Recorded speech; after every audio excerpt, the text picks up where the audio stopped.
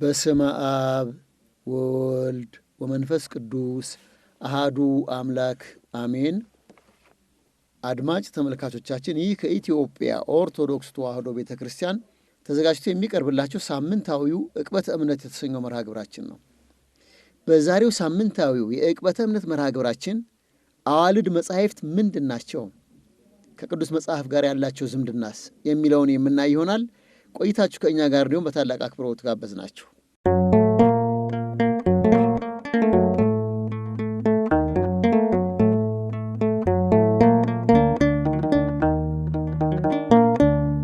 መጽሐፍ ቅዱስን አምነን በኑሮ በግብር ልንገልጸው የተገባ የእግዚአብሔር ቃል ነው።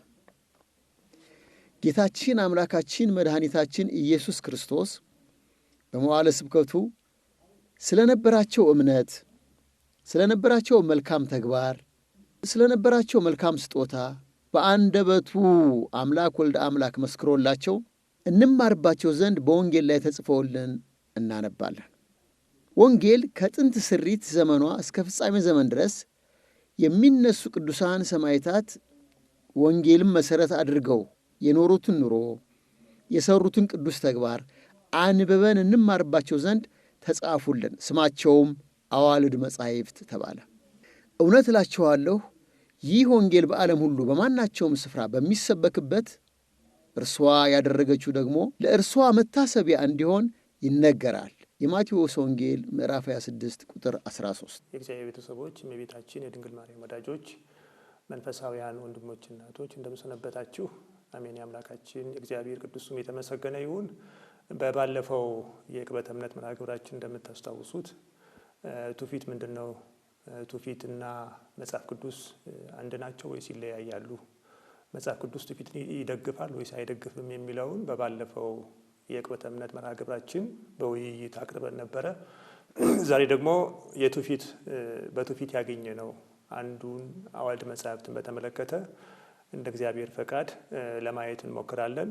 እንግዲህ በዚህ ርዕሰ ጉዳይ ስር የምናያቸው ዋና ዋና ጉዳዮች የአዋልድ መጻሕፍት ትርጉምና ምንነት ምን እንደሆነ እና ደግሞ አዋልድ መጻሕፍት በየዘመናቱ በብሉይ በአዲስና በዘመነ ሊቃውንት ወይም በዘመነ ሐዋርያን አበው ምን እንደሚመስል ለማየት እንሞክራለን። ከዛ ደግሞ የአዋልድ መጻሕፍት አይነቶች የትኞቹ ናቸው የሚለውን ከመጽሐፍ ቅዱስ ጋር እያገናዘብን እናያለን። ከዛ የአዋልድ መጻሕፍት ጥቅም ምንድን ነው የሚለውን እናያለን። እንግዲህ አዋልድ ቃሉ የግዕዝ ቃል ነው። ትርጉሙም ልጆች ማለት ነው። እንግዲህ የአዋልድ መጻሕፍት ልጅነታቸው ለአስራው መጽሐፍ ወይም ለመጽሐፍ ቅዱስ ነው። እንግዲህ መጽሐፍ ቅዱስን በይዘት በሚስጥር መስለው አህለው የተወለዱ የተገኙ መጽሐፍ ቅዱስን የሚተረጉሙ መጽሐፍ ቅዱስን የሚያብራሩ ማለት ነው። ስለዚህ ልጅነታቸው ቅድም እንዳልነው ለአስራው መጽሐፍ ለመጽሐፍ ቅዱስ ነው። ሲወለዱም በይዘት በመንፈስ በሚስጥር በመሰረተ ሐሳብ እንግዲህ መጽሐፍ ቅዱስን መስለው ነው የሚወለዱት ማለት ነው። ስለዚህ መጽሐፍ ቅዱስን መስለው ወይም መጽሐፍ ቅዱስን ተርጉመው ስለሚወለዱ ስለሚገኙ የመጽሐፍ ቅዱስ ልጆች ወይም አዋልድ መጻሕፍት ተብለው ይጠራሉ። እንግዲህ አዋልድ መጻሕፍት ቅድም እንዳልነው በአስራው መጽሐፍት ስር ላይ የሚበቅሉና የሚያድጉ ቅርንጫፎች ናቸው። ለምሳሌ ጌታችን በወንጌል እኔ የወይን ግንድ ነኝ እናንተ ደግሞ ቅርንጫፎች ናችሁ ብሏቸዋል ሐዋርያትን። እንግዲህ ይሄ በዋናነት የተነገረበት አውድ ሌላ ቢሆንም እንግዲህ ጌታችን ግንድ ሆኖ በክርስቶስ ግንድነት ላይ የሚበቅሉ የሚያፈሩ ወይም በቅለው የሚገኙ ቅርንጫፎች ደግሞ ማን ተብለዋል? ሐዋርያት ተብለዋል። ወይም ቅዱሳን ሐዋርያት ተብለዋል። ወይም ሌሎች ቅዱሳን።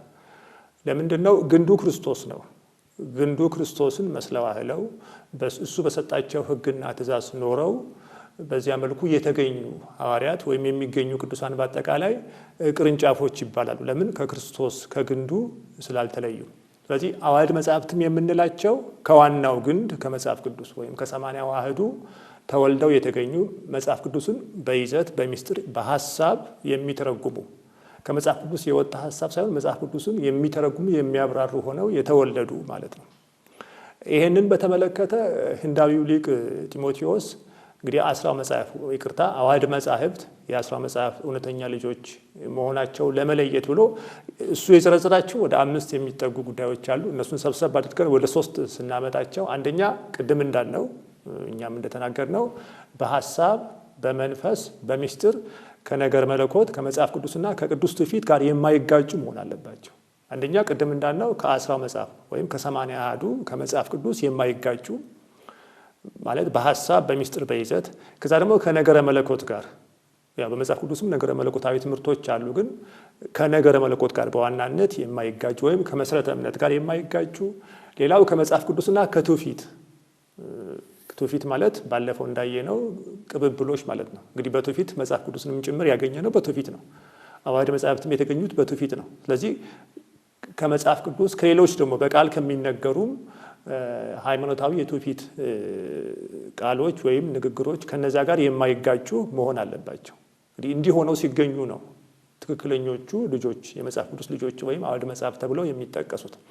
ሌላው ዓላማቸው ልክ እንደ መጽሐፍ ቅዱስ መንግስተ እግዚአብሔር የሆነ አንደኛ የእግዚአብሔርን መንግስት የሚሰብኩ የሚናገሩ፣ ሁለተኛ የእግዚአብሔርን መንግስት ሰብከው ሰዎች ያንን ሰምተው የእግዚአብሔርን መንግስት እንዲወርሱ የሚያዘጋጁ የሚያደርጉ መሆን አለባቸው። ስለዚህ ሁለተኛው በዋናነት አዋልድ መጽሐፍት ሲመዘኑ ወይም ተለይተው እነዚህ አዋልድ መጽሐፍት ናቸው ለመባል ዓላማቸው መንግስተ እግዚአብሔር መሆን አለበት። ሶስተኛውና የመጨረሻው ለክርስቲያናዊ ስነ ምግባር ህይወትና አኗኗር ተስማሚ የሆኑ መሆን አለባቸው። ክርስቲያናዊ ስነ ምግባር የሚያስተምሩ በመጽሐፍ ቅዱስ የተገለጠውን ክርስቲያናዊ ህይወት ክርስቲያናዊ ምግባር ያንን የሚያብራሩ የሚገልጡ እንግዲህ በጽሁፍም በህይወትም በዚያ መልኩ የሚገልጡ ትምህርቶች ወይም ዕውቀቶች ያሉባቸው መሆን አለባቸው። ስለዚህ እነዚህ 3 ነገሮች ያሉባቸው ሲሆን እንግዲህ 10 መጽሐፍት እውነተኞቹ የመጽሐፍ ቅዱስ ልጆች ሆነው በቤተ ክርስቲያን ዕውቅና ይሰጣቸዋል። ከዚያ ቤተ ክርስቲያን ትጠቀማቸዋለች ማለት ነው። እንግዲህ ቅድም እንዳልነው ከመጽሐፍ ቅዱስ ሐሳብና እውነታ ሳይወጡ በእርሱ ላይ ተመስርተው የመጽሐፍ ቅዱስን ኃይለ ቃልና ሚስጥር ለመተርጎም ለማለት የሚጠቅሙ ናቸው አዋልድ መጽሐፍት። እኚህ 3ቱ መለያዎች ሊቁ ጢሞቴዎስ ያስቀመጣቸውን በሚያብራራ መልኩ ነው እዚህ ጋር የተቀመጠው። በሌላ መልኩ ደግሞ ምንም እንኳን በአንዳንድ ይዘታቸው መጽሐፍ ቅዱስን የሚመስሉ ደግሞ አሉ። ምሳሌ መጽሐፍ ቅዱሳዊ ጥቅሶችን እየጠቀሱ እየተናገሩ ግን ከመጽሐፍ ቅዱስ እንደተወለዱ አስመስለው የሚገኙ ከቤተ ክርስቲያን መሰረታዊ አስተምህሮ እምነትና ከ10 መጽሐፍ ጋር ተቃርኖ ያላቸው መጽሐፍት አዋልድ ሳይሆኑ ዲቃላ መጽሐፍት ይባላሉ። እንግዲህ እነዚህም ቤተክርስቲያን አትቀበላቸውም። ቃላቸውን ከመጽሐፍ ቅዱስ ወስደው ቢናገሩም ቢጠቅሱም ቢያብራሩም ነገር ግን ቅድም ካልነው አንጻር ለየት ብለው የተገኙ ሲሆኑ እነዚህ ዲቃላ መጽሐፍት ስለሚባሉ እነዚህም ቤተክርስቲያን እንግዲህ ታወግዛቸዋለች፣ አትቀበላቸውም። እንግዲህ ዛሬ አንዳንድ አካላት ቤተክርስቲያንን ለመተቸት ሲነሱ እነዚህ መጽሐፍት እያነሱ ነው የሚተቹት። ቤተክርስቲያን ዕውቅና ያልሰጠቻቸውን መጽሐፍ ቅዱስን አህለው መጽሐፍ ቅዱስን በይዘት በሚስጥር በሐሳብ የማይተረጉሙ የሆኑ መጽሐፍትን ወይም ቃላትን እየመዘዙ ማለት ነው። ስለዚህ እነዚያን እየመዘዙ እያመጡ ልክ ግለሰቦች የጻፏቸው መጽሐፍት እያመጡ ቤተክርስቲያን እንዲህ ትላለች፣ የኢትዮጵያ ኦርቶዶክስ ተዋሕዶ ቤተክርስቲያን እንዲህ ብላ ታስተምራለች እያሉ ቤተክርስቲያኒቱ ከምታምነው ከምትመሰክረው ሃይማኖታዊ እውነት ውጪ በሆነ መልኩ የሚናገሩ መጽሐፍትም አሉና እነዚያ ዲቃላ መጽሐፍት ይባላሉ። ለምን? ከእውነተኛው ምንጭ ከመጽሐፍ ቅዱስ ያልተወለዱ መጽሐፍ ቅዱስን የማይተረጉሙ የማያብራሩ ስለሆኑ። እንግዲህ ይሄንን ካየን አዋልድ መጽሐፍት በየዘመናቱ ምን ይመስላሉ? እንግዲህ በየዘመናቱ ስንል በብሉይ በሐዲስ ቅድም እንዳልኳችሁ በዘመነ ሐዋርያና ወይም በሊቃውንት ዘመን ምን ይመስላሉ? እስቲ በብሉይ ኪዳን እንመልከት። እንግዲህ ይሄንን የምናየው አንደኛ አዋልድ መጽሐፍት በራሳቸው መጽሐፍ ቅዱስ እንዳሉ እንግዲህ መጽሐፍ ቅዱስ ራሱ እየጠቀሰ ግን እነዚያ መጽሐፍት መጽሐፍ ቅዱስ የሌሉ ሆነው እናገኛቸዋለን። ስለዚህ በዘመነ ብሉይ በመጽሐፍ ቅዱስ ያልተቆጠሩ ነገር ግን ሐዋርያ ቅዱስ ጳውሎስ በዚህ በሁለተኛ ጢሞቴዎስ ምዕራፍ 3 ቁጥር 16-17 ላይ እንዳለው ማለት የእግዚአብሔር ሰው ፍጹምና ለበጎ ስራ ሁሉ የተዘጋጀ ይሆን ዘንድ የእግዚአብሔር መንፈስ ያለበት መጽሐፍ ሁሉ። እንግዲህ አስተውሉ። እንግዲህ መጽሐፍ ቅዱስ የእግዚአብሔር መንፈስ ያለበት መጽሐፍ ነው። ወይም በቤተ ክርስቲያን ቋንቋ አስራው መጽሐፍ የምንለው ወይም ይሄ ተቀንኖ በቀኑና ወደኛ የመጣው 81 ማለት ነው። ይሄ እግዚአብሔር መንፈስ ያለበት መጽሐፍ ነው። ልክ እሱን መስለው የተወለዱ ሁሉ ለማለት ነው። አሁን ቅዱስ ጳውሎስ ለጢሞቴዎስ የሚነግረው የእግዚአብሔር መንፈስ ያለበት መጽሐፍ ሁሉ ለትምህርትና ለተግሳጽ ልብንም ለማቅናት በጽድቅም ላለው ምክር ደግሞ ይጠቅማል። አሁን አዋልድ መጽሐፍት ቅዱስ ጳውሎስ እንዳለው ለትምህርት ለተግሳጽ ልብንም ለማቅናት የሚጠቅመው መጽሐፍ ቅዱስን መስለው መጽሐፍ ቅዱስን አህለው ወይም በይዘት በሚስጥር በሐሳብ ቅድም እንዳልነው በዚያ መልኩ ከመጽሐፍ ቅዱስ ተወልደው የተገኙ ሲሆኑ ለትምህርት ለተግሳጽና ልብን ለማቅናት በጽድቅም ላለው ምክር ደግሞ ይጠቅማሉ። ልክ እንደዚያ ማለት ነው። በብሉይ ኪዳንም እንዲህ አይነት መጻሕፍት አሉ የሚጠቅሙ ለትምህርት፣ ለተግሳጽ፣ ልብን ለማቅናት የሚጠቅሙ። ለምሳሌ የሰለሞን ታሪክ እንግዲህ በእርሱ ዘመን የሆነውን ነገር ሁሉ የሚተርክ መጽሐፍ አለ። ይሄ መጽሐፍ ስሙ ምን ይባላል? የእግዚአብሔር የጦርነት መጽሐፍ ይባላል። ይሄንን በአንደኛ ነገሥት ምዕራፍ 11 ቁጥር 43 ላይ እንዲህ ብሎ ይጠቅሳል። በነገራችን ላይ እንዲህ የሚባል መጽሐፍ በብሉይ ኪዳን መጽሐፍ የለም አሁን ስንቆጥራቸው፣ ግን በዚያው በብሉይ ኪዳን በአንደኛ ነገሥት ላይ ይሄ መጽሐፍ እንዳለ ይናገራል። እንዲህ ይላል፣ ሰለሞንም ኢዮርብዓምን ሊገለው ወደደ። ኢዮርብዓምም ተነስቶ ወደ ግብፅ ኮበለለ። ወደ ግብፅም ንጉሥ ወደ ሺሻቅ መጣ። ሰለሞንም እስኪሞት ድረስ በግብፅ ተቀመጠ። የቀረውም ይላል አሁን ከዚህ ውጭ ያለው ማለት የቀረውም የሰለሞን ነገር ያደረገውም ሁሉ ጥበቡም እነሆ በሰለሞን ታሪክ መጽሐፍ ተጽፏል። አሁን እንዲህ የሚባል መጽሐፍ የለም። እኛ የሰለሞን መጽሐፍት የምናውቃቸው መክብብ አለ፣ ሌሎች አሉ፣ መጽሐፍት አሉ፣ ምሳሌ አለ።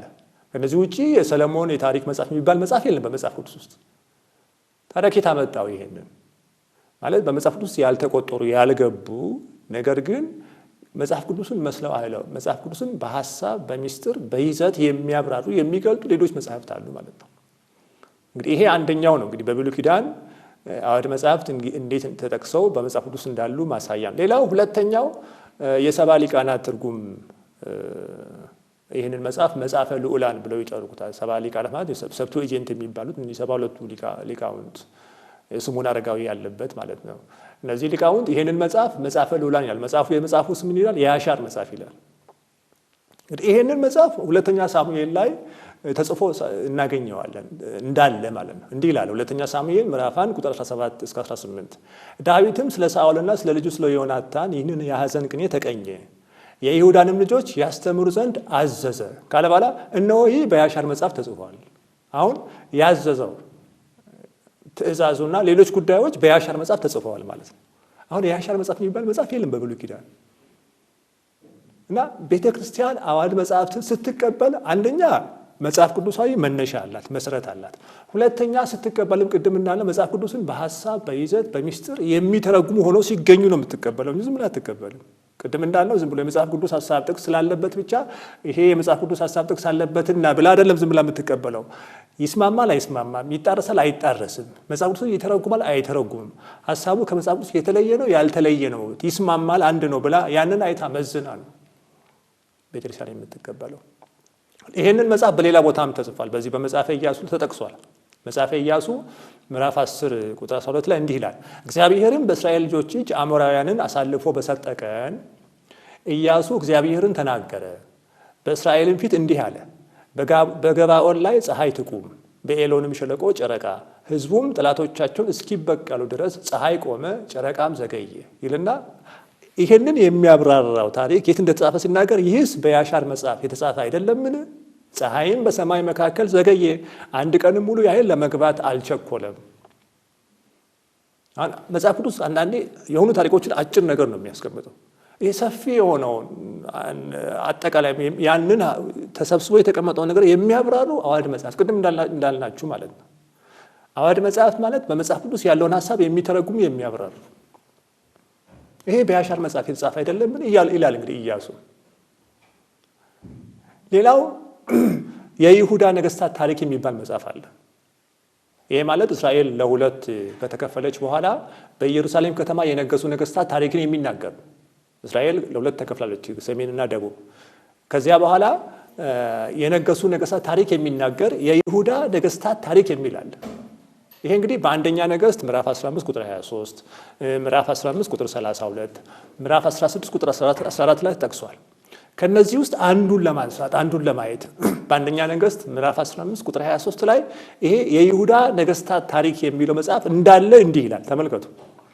ንጉሱም አሳ በይሁዳ ሁሉ ላይ አዋጅ ተናገረ ወይም አዋጅ ነገረ። ማንም ነፃ አልነበረም። ባኦስም የሰራበትን የራማን ድንጋይና እንጨት ወሰዱ። ንጉሱም አሳ የብንያምን ጌባንና ምጽባን ሰራበት። የቀረውም የአሳ ነገር ሁሉ ጭከናውም ሁሉ ያደረገውም ሁሉ የሰራዊቶች ከተሞች በይሁዳ ነገስታት ታሪክ መጽሐፍ የተጻፈ አይደለምን ይላል። አሁን ቅድም እንዳየናቸው መጽሐፍት የይሁዳ ነገስታት ታሪክ ተብሎ ለብቻው ስም ወጥቶ ላይ የተጻፈ መጽሐፍ በብሉይ ኪዳን የለም። ስለዚህ መጽሐፍ ቅዱስ እንዲህ ይላልና ይህን መጽሐፍ አንጠቀመው ማለት ነው። ይሄ መጽሐፍ ቅዱስ ወደፊት እኮ በጥናት ብናገኘው እንጠቀመዋለን ማለት ነው። ባናገኘውም ጠቅሰውታል አለ ማለት ነው። እንዲህ የሚባል ታሪክ አለ። ስለዚህ ራሱ መጽሐፍ ቅዱስ ነው። እንግዲህ አሁን በብሉይ ኪዳን ዘመን መጽሐፍ ቅዱስ ውስጥ አዋልድ መጽሐፍት እንዳሉ ራሱ እዛ መጽሐፍ ቅዱስ ውስጥ እኮ ነው። አሁን ከመጽሐፍ ቅዱስ ውጭ ያለ ራሱ መጽሐፍ ቅዱስ ውስጥ አዋልድ መጽሐፍት እንዳሉ በብሉይ ኪዳን ዘመን እንደነበረ እናያለን። ከነዚህ በተጨማሪ እንግዲህ ዋና ዋናዎቹ ነው ብዙ ማንሳት ይቻላል። ዋና ዋናዎቹ ያው ትምህርት ስለሆነ ለመነሻ እንዲሆን ነው። ከነዚህ በተጨማሪ እንግዲህ በብሉይ ኪዳን የአይሁድ ሊቃውንት በየዘመናቱ ከሰበሰባቸው መካከል ለምሳሌ ሚሽና የሚባል መጽሐፍ አለ።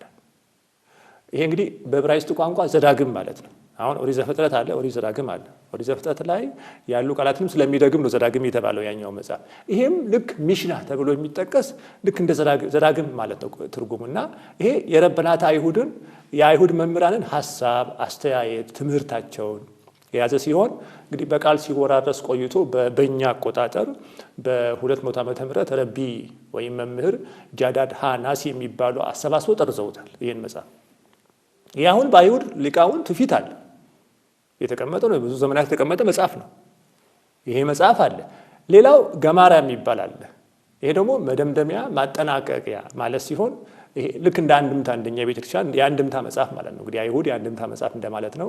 እንግዲህ ይሄ ሁለት አይነት ጥራዝ ያለው ነው። የመጀመሪያው ይሄ የኢየሩሳሌም ጥራዝ የሚባለው በአራተኛው መቶ ክፍለ ዘመን የተጠረዘው ሲሆን ሁለተኛው ደግሞ የባቢሎናውያን ጥራዝ የሚባለው በትርጓሜ ስት ከመጀመሪያው የሚወጣው ነው ወይም ከመጀመሪያው ጋር የሚስማማው ነው። ስለዚህ እንዲህ አይነት መጻሕፍትም አሉ። እንግዲህ እነዚህ መጻሕፍት ካሉ መቼም ሰው አሁን ጠያቂ አይደለ አብዛኛው ሰው። ታዲያ እነዚህ መጻሕፍት ለምን በቆና መጽሐፍ ለምን አልተመዘገቡም? ለምን ተጠቃለው አልገቡም መጽሐፍ ቅዱስ ውስጥ ብለው ሰው ቢጠይቅ እንግዲህ ብዙዎች ሊቃውንት የሚስማሙት ሁለት ሐሳብ አለ። እንግዲህ የመጀመሪያው በእነሱ የተገለጸው በእነዚህ ቅድም በጠቀስናቸው መጽሐፍ የተገለጸው በአብዛኛው በብሉይ ኪዳን መጽሐፍት በተለይ በነገስታትና በዜና መዋዕል ላይ ስለተጠቀሱ ታሪኮቹ ባጭሩ ስለተጠቀሱ ለዚያ ነው የቀረው የሚሉ ሊቃውንት አሉ። ሁለተኞቹ ደግሞ እነዚህ መጽሐፍት እነዚህ ቅድም ያነሳናቸው በብሉይ ኪዳን ያሉ መጽሐፍት ሲሰበሰቡ ወይም ሲጻፉ ወይም ሰፊ ዝርዝር ክስተቶች በየዘመናቱ የሚመዘገቡባቸው በመሆናቸው አልተጠናቀቁም ነበርና ለዚያ ነው ያልገቡት። እነዚህ መጽሐፍት ሰፊ ዝርዝር ክስተቶች በየዘመናቱ የሚመዘገባቸው በመሆናቸው ስላልተጠናቀቁ ነው ያልገቡት ይላሉና በዚህ መልኩ መጽሐፍ ቅዱስ ተጠቃለው እንዳልገቡ መያዝ ማሰብ ያስፈልጋል። እንግዲህ ይሄን ያየነው አሁን ከዚህ በቅድም ያየናቸው በብሉይ ኪዳን እንግዲህ በመጽሐፍ ቅዱስ ውስጥ እንግዲህ አዋልድ መጽሐፍት በመጽሐፍ ቅዱስና በአይሁድ ትውፊት መጽሐፍት አዋልድ መጽሐፍት እንዳሉ ነው ያየነው። አሁን የምናየው ደግሞ በሐዲስ ኪዳን ነው። እንግዲህ በሐዲስ ኪዳን ለምሳሌ ሐዋርያው ቅዱስ ጳውሎስ ኢያኔስና ኢያንቢሬስ ብሎ የጠራቸው የፈርዖን ጠንቋዮች ስማቸው በሙሴ የኦሪት መጽሐፍት በአንዱም አልጠቀሰም። አዎ ኢያኔስ ኢያንቢሬስ ሙሴ በትሩን ወይም አሮን በትሩን ከጣለ በኋላ እባብ ካደረገ በኋላ የሙሴ ጠንቋዮች ደግሞ እነሱም አድርገው ነበር። እነዚህ ሁለቱ ጠንቋዮች ስማቸው የለም በዘጸአት ላይ ስንፈልግ፣ ግን እነዚህን ስማቸው ጳውሎስ ጠቅሷቸዋል። ከየት አመጣው? አሁን ከሌሉ የሆነ መጽሐፍ ካላነበበ ወይም የሆነ ቦታ መረጃ ካልሰበሰበ ጳውሎስ ዝም ብሎ አይናገርም። እንዲህ ይላል ሁለተኛ ጢሞቴዎስ ምዕራፍ 3 ቁጥር 8 ላይ ኢያኔስና ኢያንቢሬስም ሙሴን እንደተቃወሙት እንዲሁ እነዚህ ደግሞ አእምሯቸው የጠፋባቸው ስለ እምነትም የተጣሉ ሰዎች ሆነው እውነትን ይቃወማሉ። ዳሩ ግን የእነዚያ ሞኝነት ደግሞ ግልጥ እንደሆነ ሞኝነታቸው ለሁሉ ይገለጣልና። ያ ጥንቁልና በክርስትና እይታ ሞኝነት ነው ተገልጧል። ያ ሞኝነት እንደሆነ ለምን ሙሴ መጨረሻ ላይ የሙሴ በትር የእነዚያ እባቦች ውጣለች ሞኝነት እንደሆነ ገልጣ አሳይታለች። ያንን ሲገልጠው ነው። ስለዚህ ኢያኔስ ኢያንቢሬስ ብሎ ጠቅሶታል። ይህንን ከአይሁድ መጻሕፍት ቅዱስ ጳውሎስ ከገማልያል እግር ስር ቁጭ ብሎ የኦሪት መጻሕፍትን የተማረ ሊቅ ነው በነገራችን ላይ። ስለዚህ ከኦሪት መጻሕፍት የሚያውቀው አለ ጳውሎስ። ስለዚህ የተማረውን በመጽሐፍ ያነበበውን ነው እዚህ ጋር የጠቀሰው። ሌላው ወንጌላዊ ማቴዎስ ለጌታችን ሲናገር እንዲህ ይላል። በማቴዎስ ወንጌል ምዕራፍ 2 ቁጥር 23 ላይ በነቢያት ናዝራዊ ይባላል ይላል። አሁን በነቢያት በየትኛውም መጽሐፍ ብንፈልግ ክርስቶስን ናዝራዊ የሚል ጽሑፍ የለም። ግን ሙሴ አሁን ማቴዎስ ከየት አመጣ? በነቢያት ናዝራዊ ይባላል ማለት በአበይትና በደቀ ነቢያት መጽሐፍት ያልተጠቀሰውን ማለት ግን በትውፊት ያገኘውን ከአዋልድ መጽሐፍት ያነበበውን ግን እዚህ አስገብቶ ማቴዎስ ሲጠቅሰው እናያለን። ሌላው ይሁዳን በመልእክቱ የመላእክት አለቃ ሚካኤል ግን ይላል ከዲያብሎስ ጋር በተከራከረ ጊዜ ስለ ሙሴ ሥጋ ሲነጋገር ጌታ ይገስጽ አለው እንጂ የስድብን ፍርድ ሲናገረው አልደፈረም። አሁን ይሄ ታሪክ አሁን ያ ሙሴም የነበረው እንደምታውቁት በብሉይ ኪዳን የነበረ ነው። ይሄ ታሪክ የብሉይ ኪዳን ታሪክ ነው። በብሉይ ኪዳን መጽሐፍት በየትኛውም አናገኝም። ግን ይሁዳ ይሄን ከየት አገኘው? ይሄ እንግዲህ የሚገኘው ይሁዳ ምዕራፍ 1 ቁጥር 8 ላይ ነው። ግን ይሄን የወሰደው ዜናሁ ለሙሴ የሚባል የአይሁድ የትውፊት መጽሐፍ አለ። ዜናሁ ለሙሴ ከሚባል ከአይሁድ የትውፊት መጽሐፍ ወስዶ ነው ሙሴ ይሁዳ ይሄንን መጽሐፍ ይሄንን ታሪክ ጠቅሶ በመልእክቱ ላይ ጻፈውና አዋድ መጽሐፍት ቅድም እንዳልኳችሁ በየዘመናቱ በመጽሐፍ ቅዱስ ውስጥ ራሱ በመጽሐፍ ቅዱስ ያሉ አባቶቻችን ነቢያት፣ አባቶቻችን ሐዋርያት፣ አርድእት በመጽሐፎቻቸው በመልእክቶቻቸው እየጠቀሱ ያንን ሲጽፉ እናያለን። ከዚህ ቀጥሎ እንግዲህ ገድል በሐዋርያን አበው ወይም በሊቃውንት ዘመን እንግዲህ ሐዋርያን አበው የሚባሉት የሐዋርያት ደቀ መዛሙርት ማለት ነው። የሐዋርያት ተከታዮች ማለት ነው። ከዚያም በኋላ የተነሱ አሉ ሊቃውንት ቤተክርስቲያን አሉ። ግን እንደው እንደ ምሳሌ እንደው ለመረጃ ይል ዋና ዋናዎቹን እነዚህ እንግዲህ የቤተክርስቲያን ጠበቆች ወይም አቃቢያነ እምነት ይባላሉ። እነዚህ የቤተክርስቲያን ጠበቆች በዘመኑ እንግዲህ ጣዖት አምላኪ የነበሩ ነገስታት፣ ባለስልጣናት ይሄ በክርስቲያኖች ላይ የሚያሳድሩትን ግፍና መከራ አንደኛ እሱን ለመመከት ያው ክርስቲያኖች እውነተኞች እንደሆኑ ሃይማኖታቸው እውነተኛ ሃይማኖት እንደሆነ የሚያመልኩትም ክርስቶስን እንደሆነ በዚያ መልኩ ለማሳየትና ያንን ግፍና መከራ ትክክል እንዳልሆነ ለመቃወም፣ ሁለተኛ ደግሞ በዘመኑ ለተነሱ የሐሰት ትምህርቶች በተለይ እንደ ግኖስቲክስ የነበሩ ለነዚያና ሌሎችም ማለት ነው ትምህርቶች እንግዲህ የክርስትናን ሃይማኖት ትክክለኛ ሃይማኖት እንደሆነ እውነተኛነቱን ለመመስከር እንግዲህ የተጻፉ መጻሕፍት አሉ። አሁን ይሄ ከመጽሐፍ ቅዱስ ውጪ ነው። እነዚህ በነገራችን ላይ በጣም ቅርብ ናቸው። ለምሳሌ ቅዱስ ሄሬኒዮስ ማለት የቅዱስ ፖሊካርፐስ ደቀ መዝሙር ነው። ቅዱስ ፖሊካርፐስ ደግሞ የቅዱስ ዮሐንስ ወንጌላዊ ደቀ መዝሙር ነው። አሁን አያችሁ ፊቱ እንደዚህ ነው። ስለዚህ እነዚህ አባቶች መጽሐፍት ጽፈዋል። አሁን ይሄን መጽሐፍ አንቀበልም ማለት አንችልም አይደለም። በእነሱ ዛሬም እኮ አዋል መጽሐፍትን እኮ አንቀበልም የሚሉ ሰዎች እኮ በቤታቸው እኮ ይጽፋሉ። በየቤተ እምነታቸው ባይጽፉ ያብራራሉ አይደል? መጽሐፍ ቅዱስ ደስ ዝም ብሎ አሁን መጽሐፍ ቅዱስን ጥሬ ቃሉን የሚያነብ ቤተ እምነት አለ? የለም። ይተረጉማል፣ ያብራራል፣ ይሰብካል። ስብከት እኮ አዋልድ ነው፣ አልተጻፈም እንጂ ስላልተጻፈ ነው እንዴ አዋልድ የማይባለው? ስለዚህ ማብራራት መተርጎም አይደል? የመሪዎቻቸውን የአስተማሪዎቻቸውን እኮ ታሪክ ይጽፋሉ። ይሄ መጽሐፍ ቅዱስ የለም። የእነሱ ማብራሪያ እኮ መጽሐፍ ቅዱስ የለም፣ ግን ይጽፋሉ። እና በየዘመናቱ የነበሩ ግን ቤተክርስቲያን ግን ዋናዎቹን ነው የተቀበለችው። በጣም የሚገርመው እኮ የኛ ቤተክርስቲያን ኦርቶዶክሳዊ ተዋሕዶ ቤተክርስቲያን ከሐዋርያት እግር ስር ሐዋርያት ከክርስቶስ እግር ስር ቁጭ ብሎ የተማሩ ናቸው። ደግሞ ሐዋርያት በእግራቸው ስር ቁጭ አድርገው ያስተማሯቸው። እነሱ የሚበሉትን እየበሉ የሚጠጡትን እየጠጡ ከነሱ ጋር አብረው እያደሩ ደቀ መዛሙርት የሆኑ የሚላላኩ የሚማሩ እነ ፖሊካርፐስ እነ ሄሬኒዮስ እነዚህ ቅርቦች ናቸው። ለምሳሌ ቅድም እንዳልኳችሁ ቅዱስ ሄሬኒዮስ በተለይ በሁሉም ኑፋቄዎች ላይ ይሄ አድቨርስስ ሄረሲስ የሚል ወይም አጌንስት ሄረሲስ የሚል የተለያዩ ጉዳዮች ላይ የጻፈው መጽሐፍ አለ። ቅድም እንዳልኳችሁ በሱ ዘመን በተለይ እነዚህ ግኖስቲክስ የሚባሉ በእውቀት ይዳናል ክፉና ደግ አምላክ አለ ብለው እንዲህ አይነት ትምህርት የሚያስተምሩ መናፍቃን ነበሩ በዘመኑ እና ሌሎች ጉዳዮች በአጠቃላይ የጻፉ መጽሐፍ አለ። ይሄ ከመጽሐፍ ቅዱስ ውጪ ነው። ግን ሄሬኒዮስ ሲጽፍ ከመጽሐፍ ቅዱስ ውጪ ቢሆንም መጽሐፍ አዋድ መጽሐፍ ቢሆንም ግን መጽሐፍ ቅዱስን የማይጣረስ ከመጽሐፍ ቅዱስ የማይጣላ ቅድም እንዳልነው የመጽሐፍ ቅዱስን ሐሳብና ምስጢር የሚያብራራ የሚያስረዳ ነው። አንደኛ ቅድም እንዳልኳችሁ የተማረው ከዮሐንስ ወንጌላዊ ደቀ መዝሙር ከፖሊካርፐስ የሱ ደቀ መዝሙር ስለሆነ፣ ሌላው ሰማያቱ ቅዱስ ዮስጢኖስ ይባል። ይሄ ጀስቲን ማርቲ ይሉታል በዚህ በቲዮሎጂው።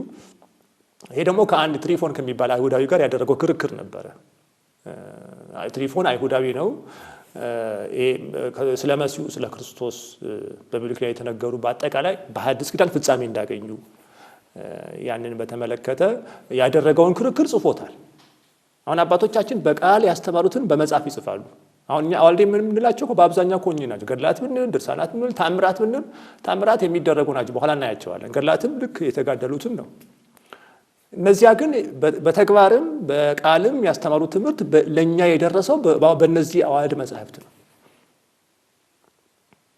ልክ ነው። ቅዱስ ሄሬኒዮስ እንዳለው አባቶቻችን ከሐዋርያት የተማሩትን ሐዋርያት አባቶቻችን ከክርስቶስ የተማሩትን ለኛ ባይጽፉ ኖሮ ምን ይደርሰን ነበረ ነው ያለው። እውነት እኮ ነው። አሁን ባይጻፍ ኖሮ ምን እንሆን ነበረ? በመጽሐፍ መጽሐፍ ቅዱስ እኮ ራሱ ባለፈው እንዳየነው በትውፊት ትምህርታችን መጽሐፍ ቅዱስን እኮ ራሱን ያገኘነው እኮ በትውፊት እኮ ነው እንጂ እኛ እንደ ሌሎች እኮ ከሰማይ የወረደ መጽሐፍ እኮ የለንም። ሲጀመር ከሰማይ የወረደ እግዚአብሔር ቃል ነው እንጂ ከሰማይ የወረደ መጽሐፍም የለም። እግዚአብሔር የመረጣቸው እግዚአብሔር ያከበራቸው ቅዱሳን ሰዎች እንደጻፉ እናምናለን። እነሱ የጻፉት ያ ቃል ደግሞ የእግዚአብሔር ቃል እንደሆነ እናምናለን እንጂ ከሰማይ ተጠቅልሎ ወረደ የሚባል መጽሐፍ የለንም። ራሱን መጽሐፍ ቅዱስን አባቶቻችን ለኛ ያደረሱት በትውፊት ጽፈው። ስለዚህ እነዚህ አባቶችም ቅድም እንዳልኳችሁ ይሄም አባት ሰማዕቱ ዮስጢኖስ ከዚህ ትሪፎን ከሚባለው አይሁዳዊ ጋር ያደረጋቸውን ክርክሮች ቅድም እንዳልኩት በብሉይ ኪዳን ስለ ክርስቶስ የተነገሩ የትንቢት ቃላት በሐዲስ ኪዳን ፍጻሜ እንዳገኙ ያደረገውን ክርክር ጽፎታል። የኦሪት መግቦት በወንጌል የተሰካ መሆኑን ከዛ ውጭ ደግሞ ሌላም የጻፈው መጽሐፍ አለ፣ ስለ ትንሣኤ የጻፈው መጽሐፍ አለና እነዚህ በአጠቃላይ አዋልድ ናቸው። መጽሐፍ ቅዱስን አህለው መስለው የተወለዱ መጽሐፍ ቅዱስን የሚያብራሩ፣ የሚያመሳጥሩ፣ የሚተረጉሙ ማለት ነው።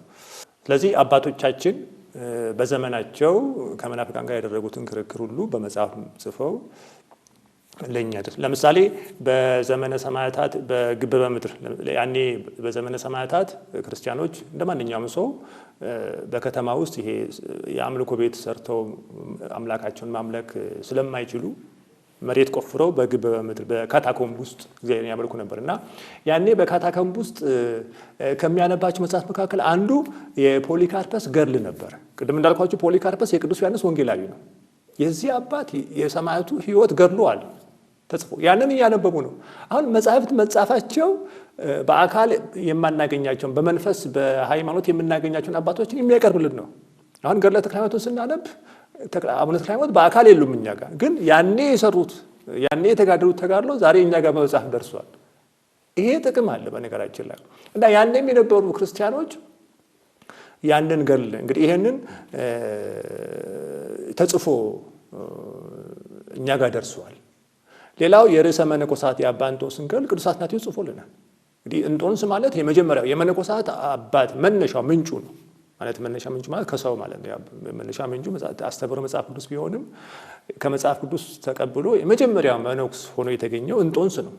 የዚህ አባት የዚህ ታላቅ አባት የመነኮሳት ሁሉ አባት የሚባለው የቅዱስ እንጦንስን መጽሐፍ የጻፈው ታላቁ አባት ቅዱስ አትናቴዎስ አርዮስን በጉባኤ ኒቅያ ተከራክሮ የረታው አባት ማለት ነው።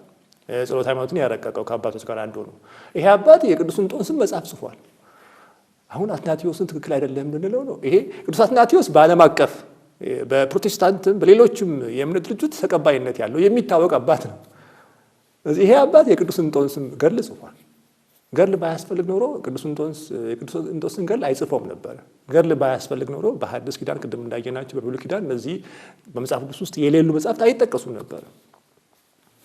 ስለዚህ ገድል ስለሚያስፈልግ ነው። እንግዲህ እነዚህም በየዘመናቱ ነው እንግዲህ አሁን ቅድም ያየነው።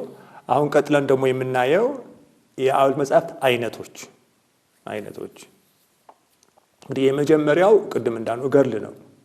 ይህ እንግዲህ ስለ ቅዱሳን ሕይወት ወይም ተጋድሎ የሚናገር የሚገልጽ ነው። እስከ መጨረሻው የሚጸና እርሱ ይድናል የሚለውን የመጽሐፍ ቅዱስን ቃል የሚተረጉም ማለት ነው በጥቅሉ።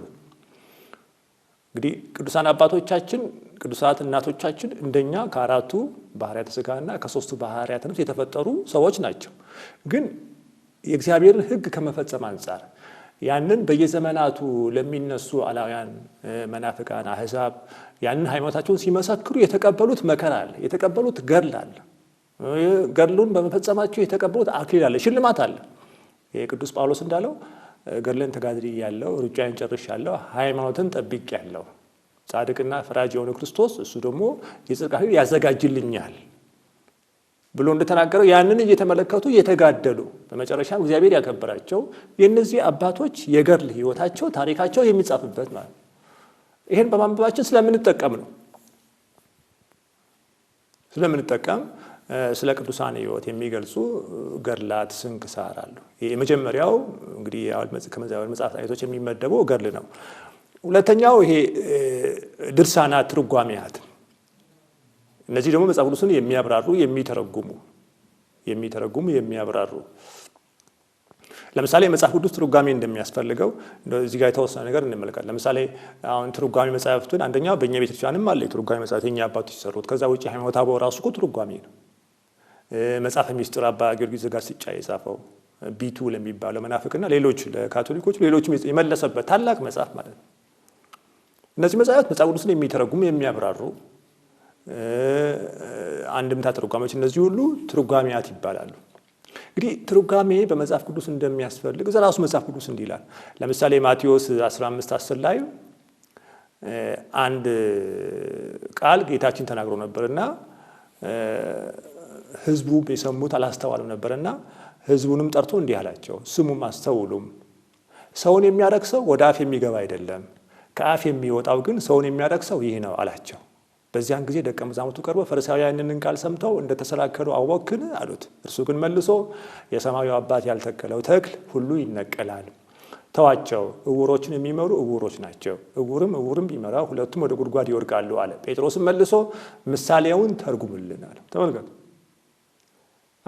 አሁን ሰዎቹ እንደ ቃል በቃል ነው፣ አይ ችግር የለውም እግዚአብሔርን የሚገልጥልን መጽሐፍ ቅዱስን የምንረዳው ቃል በቃል ነው የሚሉ ሰዎች ከየት አመጣው ነው? ራሱ መጽሐፍ ቅዱስ እኮ ነው ትርጓሜ እንደሚያስፈልግ የሚነግረን። ያው ከሐዋርያትም ሊቀ ሐዋርያት ቅዱስ ጴጥሮስ ተርጉምላችሁ አይደለም፣ ያም ቢሆን ያስኬዳል አይደል? መተርጎም ካለበት ተርጉምላችሁ ማለቱም ያስኬዳል። ግን ለኛም ተርጉምልን፣ በኋላ የምናስተምረው እኛ ነን። ሊሄድ እኮ ሊሰማራ ነው ቅዱስ ጴጥሮስ። ከተማረ በኋላ ተርጉምልን አለው።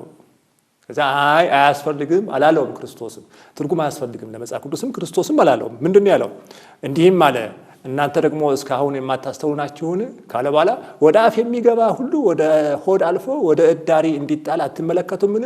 ከአፍ የሚወጣ ግን ከልብ ይወጣል። አሁን ስለ መብላትና ስለ መጣት አይደለም እኔ የተናገርኩት፣ ስለ ሀሳብ ነው፣ ስለ ክፉና ስለ በጎ ሀሳብ ለማለት ከአፍ የሚወጣ ከልብ ይወጣል። ሰውንም የሚያረክሰው ያ ነው። ከልብ ክፉ ሀሳብ፣ መግደል፣ ምንዝርነት፣ ዝሙት፣ መስረቅ፣ በውሸት መመስከር፣ ስድብ ይወጣልና ሰውን የሚያረክሰው ይህ ነው እንጂ ባልታጠበ እጅ መብላትስ ሰውን አያረክሰውም። አሁን ይሄ ትርጉም ከላይ ይሄ ወደ አፍ የሚገባ ሰውን ያረክሰዋል የሚለው ውስጥ የለም። በኋላ ተርጉሙልን ካላቸው በኋላ ነው። ይሄ አሁን መጽሐፍ ቅዱስ ባይጻፍ ኖሮ ሰዎች እኮ አይቀበሉትም ማለት ነው። ይሄ ትርጓሜ ወይ በአንድምታ ወይ በሃይማኖተ አበው ወይ በአንዱ ሊቅ ቢተረጎም መጽሐፍ ቅዱስ የለም። ለምን? መጽሐፍ ቅዱስን ቃል በቃል ከመጽሐፍ ቅዱስ ውጪ እኛ አንቀበልም። መጽሐፍ ቅዱስ ብቻ። በነገራችን ላይ መጽሐፍ ቅዱስ ራሱ እኔ ብቻዬን ነኝ አይልም። እንዲህ አይነት ጥቅስም የለም። ስለዚህ ትርጓሜ እንደሚያስፈልግ